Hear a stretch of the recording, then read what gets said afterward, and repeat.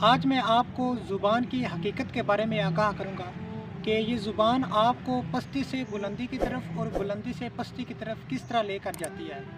حضرت لقمان، جن کے بارے میں اللہ تعالیٰ نے قرآن پاک میں ارشاد فرمایا کہ ہم نے حضرت لقمان کو حکمت عطا فرمائی۔ وہ حضرت لقمان بچپن میں کسی کے ہاں ملازمت کیا کرتے تھے، تو جس کے شخص کے ہاں وہ ملازمت کرتے تھے اس شخص نے کہا کہ یہ بکری ہے، اس کو ذبح کیجئے، اور ذبح کرنے کے بعد اس بکری کے جسم میں جو سب سے اچھی چیز ہے، جو سب سے بہترین چیز ہے، جو سب سے اعلیٰ چیز ہے، وہ لے کر آئیے۔ حضرت لقمان گئے اور اس بکری کو ذبح کیا۔ ذبح کرنے کے بعد آپ اس بکری کے جسم سے زبان لے کر حاضر ہو گئے۔ اس شخص نے کہا کہ اب اسی بکری کے جسم میں جو سب سے گھٹیا چیز ہے، جو سب سے بدتر چیز ہے، وہ لے کر آئیے۔ حضرت لقمان گئے اور اس بکری کے جسم سے پھر زبان جو ہے وہ لے کر آ گئے۔ تو اس شخص نے حیرانگی سے پوچھا کہ کیا چیز، یہ کیا چیز بات ہوئی کہ سب سے جو گھٹیا چیز ہے وہ زبان ہے اور سب سے جو بہترین چیز ہے وہ بھی زبان ہے۔ حضرت لقمان نے فرمایا کہ سب سے بہترین چیز اور سب سے گھٹیا چیز جو ہے وہ زبان ہی ہے۔ آپ نے کہا کہ میں کچھ سمجھا نہیں، اس کی تھوڑی سی وضاحت کریں۔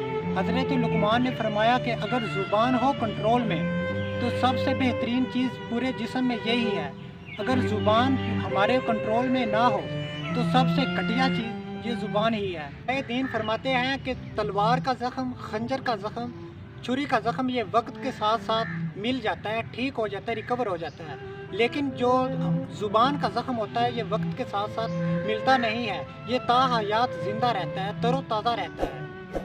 شیخ سعدی شرازی رحمۃ اللہ علیہ فرماتے ہیں کہ ایک طرف ایک من سرکے کا ہو اور ایک طرف ایک قطرہ شہد کا ہو تو سب سے زیادہ جو مکھیاں ہیں وہ شہد کے قطرے پر بیٹھیں گی۔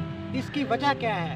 ایک ہی وجہ ہے۔ آپ فرماتے ہیں کیونکہ سرکہ جو وہ کڑوا ہے اور جو شہد کا قطرہ ہے وہ میٹھا ہے، اسی لیے اگر کسی کی زبان کڑوی ہے لوگ اس کے پاس نہیں جائیں گے، اگر زبان اچھی ہے تو لوگ اس کے پاس زیادہ سے زیادہ جائیں گے۔ اگر ایک دکاندار ہے، اگر دکاندار کے پاس سودا سلف زیادہ ہے تو اس کی زبان جو ہے وہ کڑوی ہے، لوگ اس کے پاس نہیں جائیں گے۔ اگر کسی کے پاس سودا کم ہے لیکن اس کی زبان اچھی ہے تو لوگ اس کے پاس زیادہ جائیں گے، اگر زبان اچھی ہو تو لوگ اس کے پاس زیادہ جائیں گے۔ آپ نے یہ اکثر جملہ سنا ہوگا کہ فلاں کے منہ سے پھول جھڑتے ہیں۔ یہ جو ہماری زبان ہے یہ پھول بھی پیدا کرتی ہے اور کانٹے بھی پیدا کرتی ہے۔ یہ ہماری جو زبان ہے اصل میں پھول پیدا نہیں کرتی، یہ نہ کہ آپ یہ پھول پیدا کرتی ہے، ہرگز ایسا نہیں ہے۔ اصل میں پھول پیدا کرنے کا مطلب یہ ہے کہ اس کے بات کرنے کا جو انداز ہے، جو طریقہ ہے وہ اتنا اچھا ہے، وہ ہمارے دل کو بھا کر لے جاتا ہے، اتنا اچھا ہوتا ہے۔ ہم کہتے ہیں کہ اس کی جو باتیں ہمیں پھولوں کی طرح لگ رہی ہیں، یعنی کہ اس کا طریقہ جو ہے نرم ہے، لہجہ جو ہے اس کا اچھا ہے، بات کرنے کا طریقہ، طور طریقہ جو بہت بہترین ہے، وہ ہمیں بہت اچھا لگتا ہے، اس لیے ہم کہتے ہیں اس کی جو زبان ہے وہ پھول پیدا کرتی ہے۔ اور کچھ بعض اوقات ہم کہتے ہیں کچھ کی جو زبان ہے وہ کانٹے پیدا کرتی ہے، اصل وہ کانٹے نہیں، یعنی کہ اس کا جو زبان کا طریقہ کار ہے، بات کرنے کا جو طریقہ ہے وہ اتنے کڑوے الفاظ ادا کرتا ہے کہ ہم اس کو برداشت نہیں کرتے، ہم کہتے ہیں کہ اس کی زبان جو ہے وہ کانٹے پیدا کر رہی ہے۔ تو ہمارے لیے سبق یہی ہے کہ ہم اپنی زبان کو نرم رکھیں، لہجہ جو ہے وہ اپنا سافٹ رکھیں، تاکہ کوئی بھی ہماری بات ہرٹ نہ ہو۔